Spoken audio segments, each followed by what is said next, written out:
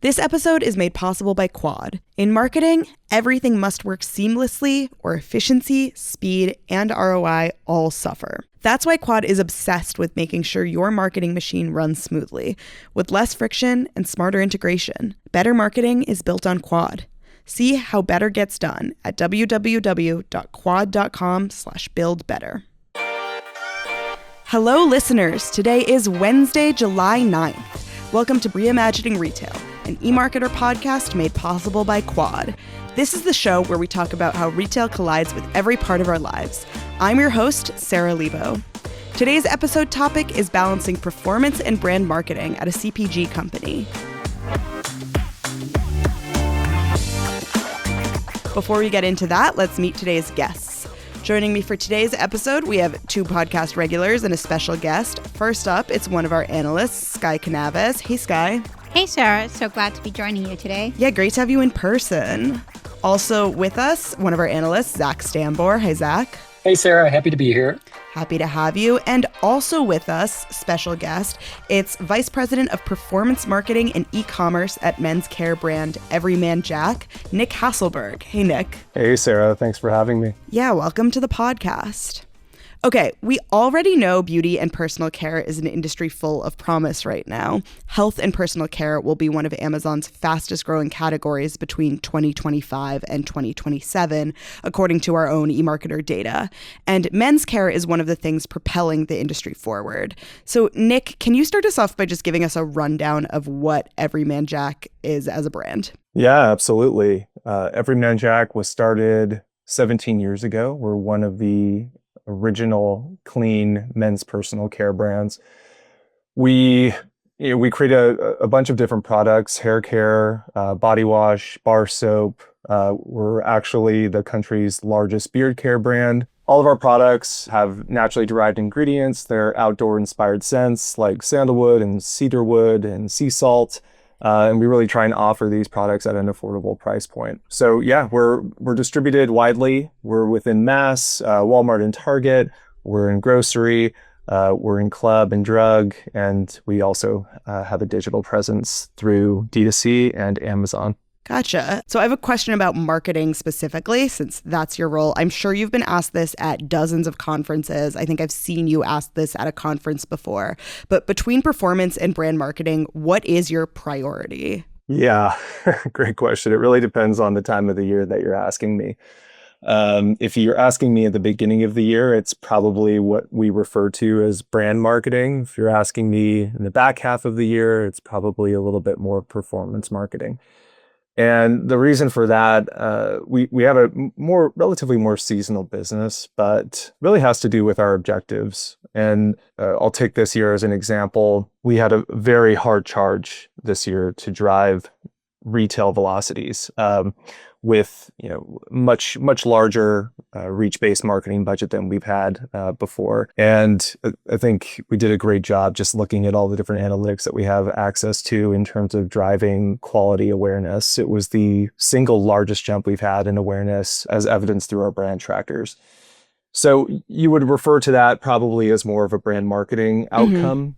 And we're looking at this information at this point in the year and realizing we've got an influx of new prospects that we need to now sort of mine and convert into higher quality consumers that are more deeply considering the brand and that obviously are purchasing. So, the tactics then shift to wanting to be able to influence those aware consumers into actual customers of the brand, and doing that through lower funnel techniques that might be rewards through partners like Ibotta or Neptune, or it could just be focusing more on search. So that's really how I'm looking at it. Is it just depends on the time of the year. Yeah, I've actually never heard anyone lay it out for me exactly like that it's brand marketing at the front of the year, performance at the back of the year. Is the idea that you familiarize people with the brand at the start of the year so that when holiday season comes around, they're ready to buy? Yeah, it's a great question. Holiday is an important period for this brand. And what we've noticed in the past, we used to have reach marketing investments sort of kickstart around March, which is where we felt consumers have that holiday slump and they need a few more months or weeks in order to pick up traction and regain normal shopping patterns. And we realized last year that our competitors were not standing pat, and really after holiday focusing intensely on generating awareness and demand.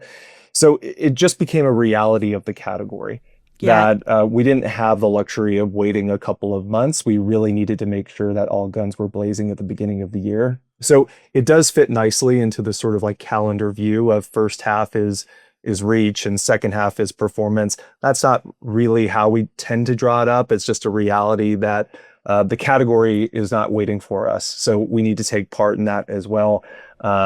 And then with all of that new awareness, it just becomes a great opportunity for us to focus our investments a little bit more on extracting value from aware consumers. Yeah, Sky and Zak, is this consistent with behavior you've seen from other like CPG or personal care brands? I think nowadays with the holiday calendars, especially being pulled forward more, it becomes more important to get brand awareness earlier into the year.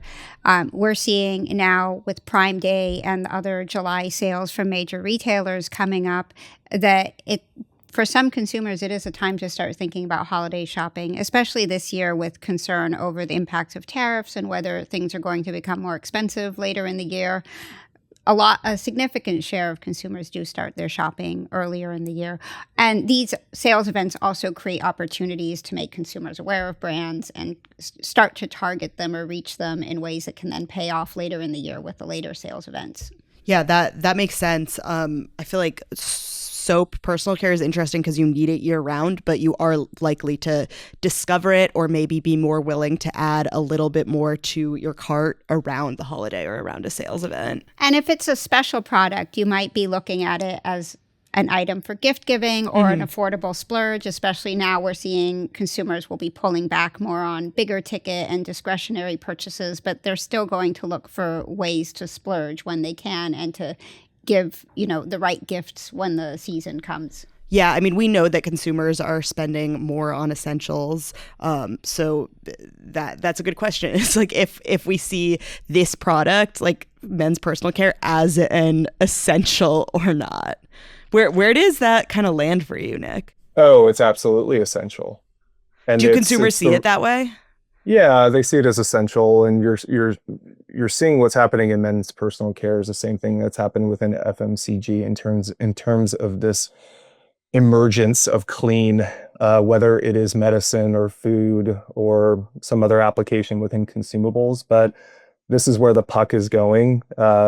Men are increasingly interested in better for you offerings. And there's just a bunch of interesting dynamics that are propelling the men's category forward. And it all, each of one of them sort of interacts with a broader trend. You have COVID and probably social media are two huge trends that influence sort of men becoming more involved within their own grooming routine. Social media sort of providing that mirror back to consumers. You want to care a little bit more about how you look. COVID forcing us to think more about our own health and the decisions that we make every day. And probably another trend that's influenced that is just the rise of e-commerce and digital and the ability to make decisions for myself, a disruption of the normal shopping pattern that probably our parents had where, one person, likely a mom, is going to go to Target at Walmart and pick out something for a man. There's not a lot of male consumer choice within that decision making. And now male consumers, increasingly younger, but also old as well, can go onto Amazon, go onto D2C sites and really gain that education for themselves. So all of these trends sort of are dovetailing and propelling the men's category. And it's the reason why it's outpacing personal care at large. Yeah, we know from something that Zak's team wrote recently that nearly 7 in 10 Gen Z men ages 18 to 27 use facial skincare. That's according to a Mintel survey from last year. And not just drugstore products, 42% buy premium moisturizers over mass market brands. So Zak, I'll go to you first with this one. How is the men's care and beauty playbook the same or different from the women's personal care one? It's a good question. So I think on the one hand, it's the same because it's all about wellness. It's all about ingredient transparency and cleanliness. But then on the other hand, men are just like very different than women, both in terms This of is, I their like your needs and 90s wants. stand-up routine here. Well, to start, like there's the category is newer, and so Yeah. there's ample white space. There's a lot of education that needs to happen. There's the men's desire for just like simplicity, both like in the routine of what it is that the product offers or does, but also just in the message that the brand is trying to get across. So I think it's like it's both same and different, to state the obvious. Yeah, I mean, there's a real opportunity, especially right now. According to the Harris poll in The Guardian, women are more likely to believe the economy and inflation are worsening compared to men. That means that men may be more willing to buy more premium products than women, whether or not that reflects the reality of the economy, which is an opportunity in that category. Yeah, I think about this a lot, and I think if you think about beauty category versus men's personal care, what Zach is saying is true. Men's personal care, as we know it today, is a bit newer, but these shoppers are very different. Beauty shoppers are so much further along the adoption curve. They know what they're looking for. They're familiar with the names of products. They know what those ingredients are on the back of the bottle. They've got experience. They've got intelligence around that. Men still need to be educated, and really for men, it tends to be a bit more outcome focused. I can tell you that it has aloe vera. I can tell you that it's got jojoba beads, but because there's a lack of education, that can tend to fall very flat. So our job in marketing for Everyman Jack is to make sure we're connecting to the outcome always and striving for more simplicity. I think the other big difference I see is that beauty shoppers tend to be more tribal and more a viral reaction to things that are happening in the influencer space than I've seen exhibited by men in this space. And it doesn't mean that influencers are not a marketing vehicle for men. They are. It just means that maybe looking at it from like an attribution perspective, we tend to see first click attribution on influencer type media is not as high performing as what you would see in the beauty space. Right. And I think that's because there are a lot of differences in the social and cultural conversation around beauty and men's personal care, where there's so much content on women's beauty. Like we have a long history going back from magazines and all of the education that I learned about beauty from magazines, print magazines back in those days. Nowadays, women learn from TikTok and YouTube and Instagram. And there's so much content where beauty is really talked about for its own sake. It's a rich trove of content for itself. And I think for men's personal care and grooming, there's more need for education, but in the functional sense, in the outcome-based sense, as you mentioned, where maybe it's tied to specific needs as opposed to just for fun and entertainment. I'm actually curious about the crossover here. Obviously, we're talking about like a pretty like heteronormative divide of like men's and women's products here. We know that a lot of men, especially men who are interested in skincare, buy women's products. We know that a lot of women have historically bought men's products like Axe and Old Spice. We've seen like women buy these products as far back as like when I started using beauty products and personal care products. Do you see that like crossover, Nick? Do you have women consumers? We do. It's not a strategic focus, but we know from multiple sources that women buy our products. And they become the end user just because they like the scent, they like the application. And yeah, you do see a lot of crossover. Like for instance, men's focused skincare is a very small category. No one has really cracked it. When men are, and skincare is huge for men, but it's more unisex offerings or genderless offerings like CeraVe and Cetaphil. And I think it's because lifestyle type brands such as ours, it's a big challenge sometimes to cross into different categories. One of our biggest equities is scent. Scent does not matter within the realm of skincare. So yeah, you definitely see consumers sort of not really stay within these heteronormative lanes and experimenting with different products. Yeah, that has to be so complicated for men's care too, because I think that if you are a brand focused on women and men are using it, then that's just an expansion. But I think that a lot of men may already be hesitant to embrace personal care. And if they see that brand as like overly feminine, then it may also be difficult. So definitely a line to walk. Yes, and we know that men are, from survey data, we know that men are interested in products specifically designed for men. However, that has an asterisk. When it comes to things like body wash and deodorant, men are searching for products designed for men. When it comes to things like skincare, probably not as much. That's interesting. You talked about scent being an equity for you. I want to talk about what tactics Everyman Jack uses to stand out in what is becoming a crowded industry. What beyond scent are your sort of standout marketing tactics or brand features? Yeah, it's a great question. When we started this brand 17 years ago, we were sort of the first clean men's personal care brand. There wasn't a legacy player that was focused on naturally derived ingredients, and the scents tended to be things that were a bit more obvious, and really not focused on where things are today. There's been massive scent proliferation within the category. Some that seem a bit more functional, some that are just pure fantasy. Fantasy like, meaning like it's like not like sandalwood, it's like it's beach like, dreams. It's like swagger. Yeah, it's like, sure. Does anyone course. really know what that smells like? It's pure fantasy, but it's kind of like what Yankee Candle has been doing for a long time, right? Course. There's just like a lot of different types of scents that are available.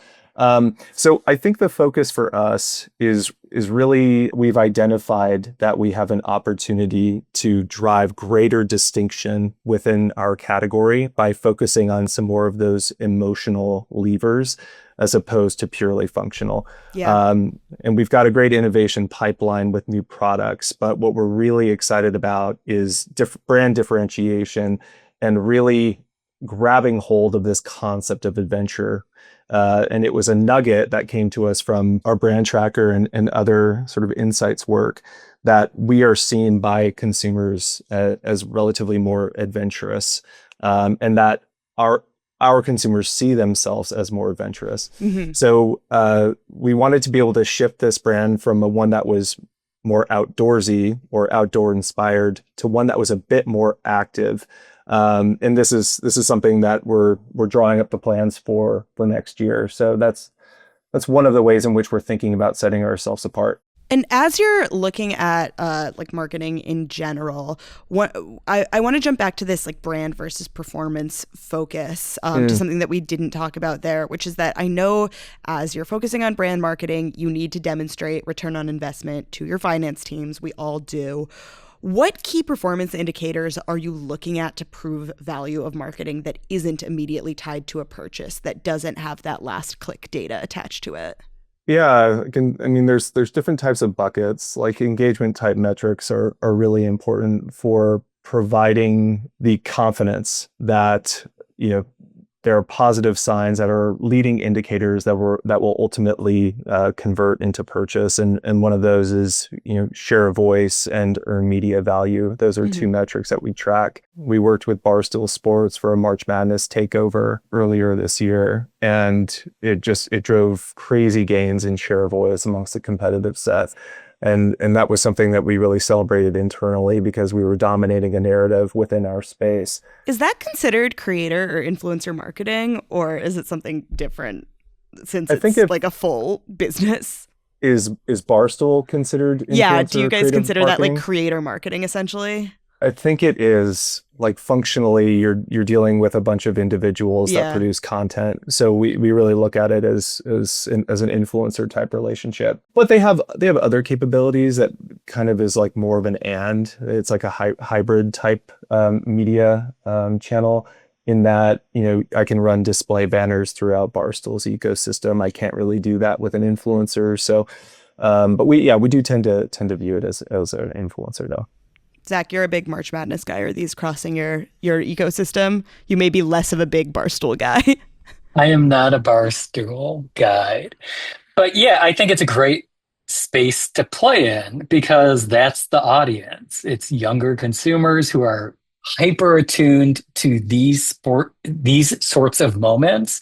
And so it just makes perfect sense. And I imagine there's a lot of other opportunities similar to that you can play in. Yeah, we've really gravitated towards this idea of leveraging creators for next year, and particularly within sports. It's something we know from Numerator that our consumer, who is very much a millennial man, hugely into sports.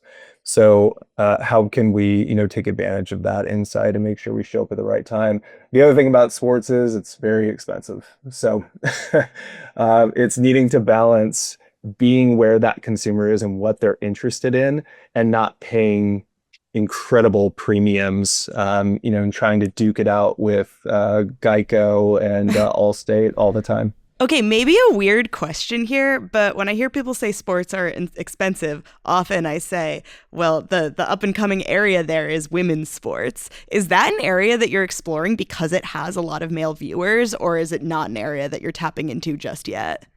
We've definitely taken notice of it. And I think there are opportunities for us to test into it with our media plans, but it's not, let's say, a strategic pillar of the media plan. Sure. But it's really awesome to see, and definitely male consumers are interested, have a growing interest within women's sports as well. So I think you just gave me an idea for where to double down next year. Well, yeah, I think that while it is maybe a little bit odd to market a men's care product in women's sports, obviously we see women's products marketed in men's sports all the time. And I think that a lot of brands overlook just how many men watch women's sports. I mean, men tend to watch sports, and women's sports are becoming more and more accessible. So men are watching women's sports. Yeah, we're really excited we're going to be investing in some very recognizable talent next year. I'm excited to learn those names. World. So we're just really excited to tell some different types of stories. Cool. And that's what we're really trying to execute well next year. Is you think about sports marketing and your classic endorsement. It doesn't seem very special. So how can you become part of the conversation and work with that talent and tell stories that are disruptive and make a consumer think differently about you? Yeah, the last thing I want to touch on in this conversation is just our bread and butter retail at large. What is the role of marketplaces in Everyman Jack's e-commerce strategy? How do you look at your retail actual selling mix? Yeah, marketplaces are vital to this brand's growth. First and foremost, they provide the most consistency in terms of return within marketing, which is essential to planning. And when different things happen throughout the year, when your plans go awry, it's nice to have that consistency offered by the marketplaces. The second thing is just giving us an ability to test and learn, certainly with Amazon. And we're doing that now. We've got a new deodorant that we've launched, and we put it within Amazon, and it's gaining incredible traction. And we're able to figure out, how are consumers responding to the creative? How are they responding to these reviews? What types of consumers are transacting, and how are those consumers different from someone who might purchase my base deodorant? And then we can take all these insights and package them and provide proof of concept to other customers in wholesale that would be interested in the offering. The other thing I'd say is just retail media networks as well have become obviously very important to the marketing mix. And having access to that 1P data and being able to connect the dots, it's a relatively newer technology. It's definitely been something that we've been investing in. That's really interesting to hear, because we know that marketplaces are taking a greater share of e-commerce in the U.S. They keep growing, but typically a lot of brands, especially ones with a more direct-to-consumer angle, the CPG brands, they tend to focus on presenting just their hero products or their top products on a marketplace, their tried and tested products, the ones that consumers are most likely to be looking for, and saving their broader assortment for their own channels or for other channels. So to take the marketplace and use it as a testing ground and be able to glean more data from that and insights into the consumer behavior around it is a really interesting strategy. Yeah, it's always noteworthy to me to hear about retail media as an audience expansion strategy. I was looking at some Deloitte data earlier today that was talking about the importance of expanding your audience, because right now brands can't necessarily raise their prices. And I would imagine that's particularly true for a CPG or D2C brand. So you need to grab that greater share of market with more consumers. And I think that's a place where retail media can help you expand. And I also think that like personal care a lot of times is seen as a largely in-store purchase. That's true. 47% of people buy only in-store, but 37% of people buy personal care and beauty products both in-store and online, according to Think Now research. So it's definitely a place where you can reach those consumers. Yeah, and there's also a very high level of interaction between, in marketing tactics that are meant to affect a marketplace, an online marketplace versus in-store behavior. So it's just, I'll give you an example. One of our greatest sources of awareness amongst all consumers is seeing us on Amazon or seeing us on Walmart.com. And people don't tend to think about that. Yeah. It's like, no, you must create awareness through a top of funnel ad campaign. It's not always true. I think that brings us full circle to our performance marketing, brand marketing question, because even when you're investing in performance marketing in the form of search ads on retail media networks, you're still getting that brand marketing out of it by creating that awareness on Amazon and on Walmart. Exactly. It was several years back, just noticing the difference. I wanted to take a look at customers that we had acquired by channel and understanding where they migrated. And it was fascinating because you saw that a customer who first discovered us and purchased us within mass stays in mass and they don't migrate out of it.